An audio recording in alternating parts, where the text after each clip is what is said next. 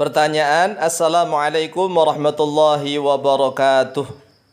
Mohon maaf sebelumnya kepada Pak Kiai dan kepada saudara-saudaraku kaum muslimin wal muslimat. Mungkin pertanyaan kami dianggap tabu, dianggap saru, mungkin dianggap menjijikkan, tidak pantas, tidak layak. Tetapi ini masalah tentang hukum Islam. Mau tidak mau harus kami tanyakan. Kemungkinan besarnya banyak kaum muslimin yang melakukannya, yaitu masalah hubungan antara suami dan istri. Yang kami tanyakan, bagaimanakah hukumnya menurut Islam? Seorang suami dan istri melakukan hubungan badan, saling menjilati, saling mengulum, saling menciumi kemaluan, saling menghisap kemaluan. Dengan arti atau kata lain menggunakan gaya 69. Gaya 69 mereka berdua bisa saling menjilati, saling mengulum, saling menghisap dan seterusnya. Oleh sebab itu mohon jawaban dan penjelasannya. Atas jawaban dan penjelasannya kami sampaikan terima kasih teriring doa. Jazakumullahu khairan katsira wa ahsanal jaza. Wassalamualaikum warahmatullahi wabarakatuh. Waalaikumsalam warahmatullahi wabarakatuh. Baik, pertanyaannya mengandung 3 permasalahan. Sebenarnya sudah sering kami jawab, ya juga sudah ada videonya. Tetapi ini pertanyaannya mengandung 3 permasalahan. Permasalahan yang pertama tentang hukum gaya 69. Jadi hukum gayanya sendiri boleh atau tidak. Yang kedua, hukum menjilati anu, boleh atau tidak. Yang ketiga, hukum madhi dan rutubatul farji, pelumas kemaluan wanita. Ini najis ataukah suci? Bismillahirrahmanirrahim. Alhamdulillahirabbil alamin. Wassalatu wassalamu ala sayyidina wa maulana Muhammadin wa ala alihi wa sahbihi ajma'in, amma ba'd. Faqad qala Allah azza wa jalla, a'udzu billahi minasyaitonir rajim. Nisa'ukum harthul lakum fa'tu harthakum anna syi'tum. Dalam surat Al-Baqarah ayat yang ke-223. Untuk masalah gaya, hukum yang pertama, masalah gaya 69 itu boleh. Gaya apa saja boleh. Yaitu berdasarkan ayat Nisa'ukum harthul lakum. Nisa'ukum bermula istri-istri kalian, harthun yaitu ladang bercocok tanam, lakum bagi kalian. Faktu maka datangilah oleh kalian harthakum pada ladang cocok tanam kalian anna syi'tum. Lafadz anna syi'tum itu menurut ulama ahli tafsir min aina syi'tum. Artinya dari mana saja berkehendak oleh kalian. Wa mata syi'tum dan kapan saja berkehendak oleh kalian. Boleh siang, boleh malam, boleh pagi, boleh petang. Wa kaifa syi'tum dan bagaimana saja berkehendak oleh kalian. Artinya bagaimana saja itu ya, boleh berdiri, boleh jongkok, boleh gaya dog style, boleh 69. Tetapi dengan syarat ingkana dzalika, jika ada oleh hal itu, oleh jimaknya itu min simamin dari lubang wahidin yang satu.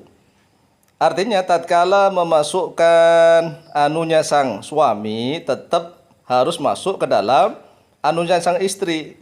Harus masuk ke dalam farji, kubulnya, enggak boleh masuk di dalam tuburnya. Ini syarat yang pertama. Syarat yang kedua, ya harus suci dari haid.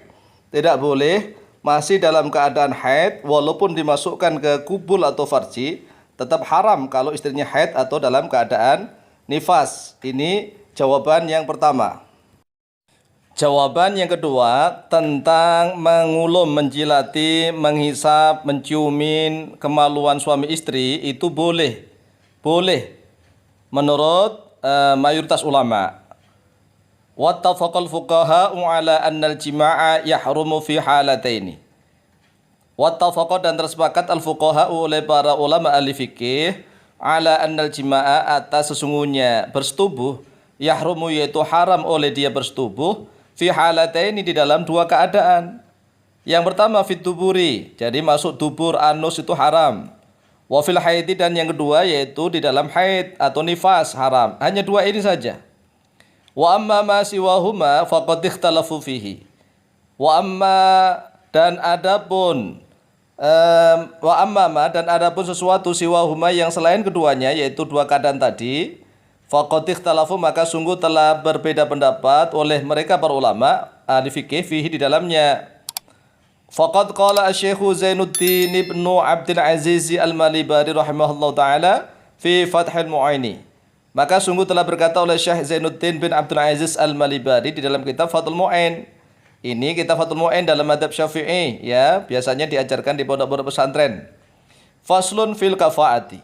Cari dalam pasal fil kafaah. Kafaah. Kemudian cari lagi dalam tatimmatun. Di dalam tatimmatun ada fi bayani ba'di adabin nikahi. Di dalam menjelaskan sebagian etika, tata krama, adab-adab bersetubuh antara suami istri.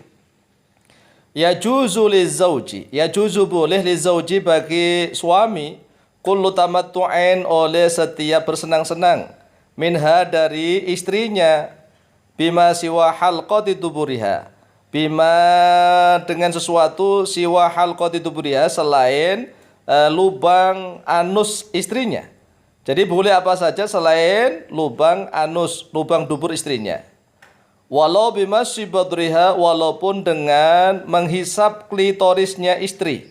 Jadi walaupun dihisap, diciumin, dijilati itu boleh kalau menurut Syekh Zainuddin bin Abdul Aziz Al-Malibari dalam kitab Fathul Mu'ain. Jadi boleh. Ini jawaban yang kedua.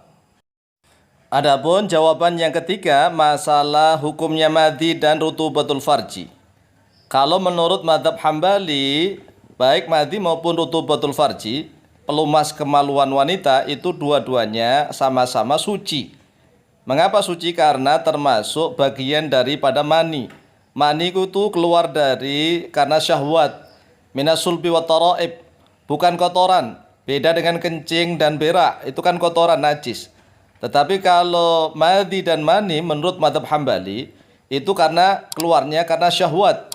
Jadi bagian daripada mani, tetapi kecil, tidak sampai muncrat sehingga tidak mewajibkan mandi. Tetapi hukumnya suci karena memang bagian daripada mani. Dasar ibaratnya bisa kita bacakan, wa amma fi mas'alatil madhi wa rutubatil farji, dan adapun di dalam masalah madhi dan rutubatul farji, pelumas kemaluan wanita, faqad qala Ibnu Qudamah, maka sungguh telah berkata oleh Imam Ibnu Qudamah Al-Hambali yang bermadzhab Hambali rahimahullah fil Mughni, di dalam kitab Al-Mughni juz yang pertama halaman 414. Apa kata beliau? Beliau mengatakan wa ruwiya an Ahmad rahimahullah, dan telah diriwayatkan dari Imam Ahmad rahimahullah annahu, sesungguhnya dia madhi ay al-madhi, madhi bimangzilatil mani, yaitu pada kedudukannya mani. Ay kilahuma, ay artinya kilahuma, masing-masing keduanya baik itu madhi maupun mani, tahirun, yaitu suci. Qala al-Imam Ahmad, telah berkata oleh Imam Ahmad, huma bermula keduanya yaitu madhi dan mani sawaun, yaitu sama saja. Laisa, tidaklah oleh keduanya madhi dan mani min makhrajil bauli, yaitu tidak keluar dari tempat keluarnya kencing. Jadi bisa jelas ya, kalau kencing dan berak itu kotoran. Tetapi kalau madhi dan mani itu dari syahwat yang tidak najis kalau menurut Imam Ahmad bin Hanbal. Innama huma minas sulbi wa taraib. Innama huma, sesungguhnya bermula keduanya hanyalah keluar minas sulbi wa taraib, dari tulang sulbi dan dari taraib, yaitu dari buah dadanya wanita dan tulang sulbinya laki-laki. Kama qala Ibnu Abbasin radhiyallahu anhuma, sebagaimana telah berkata oleh Ibnu Abbas radhiyallahu anhuma fi hukmil madhi, di dalam hukumnya madhi. Huwa bermula dia madhi indi, menurutku, kata Ibnu Abbas, bimang zilatil busaqi wal mukhati, yaitu pada kedudukannya ludah, wal mukhati dan lendir ingus. Intaha. Jadi hukumnya madhi kalau menurut Ibnu Abbas, riwayat dari Imam Ahmad bin Hanbal, bahwa Ibnu Abbas mengatakan madhi itu sama saja ya hukumnya dengan ludah atau dengan dahak atau dengan lendir ingus. Itu kotor tapi suci, tidak najis. Wa amma rutubatu farjil mar'ati, adapun bermula pelumas kemaluannya wanita, fatahirun, maka yaitu suci endal Hanabilati menurut mazhab Hambali. wa ba'di syafi'iyati, dan menurut sebagian ulama Syafi'iyah. Li'annaha, karena sesungguhnya dia rutubatu farjil mar'ah juz'un, yaitu bagian min anza'il mani, dari beberapa bagiannya mani. Wallahu ta'ala a'lamu biswab.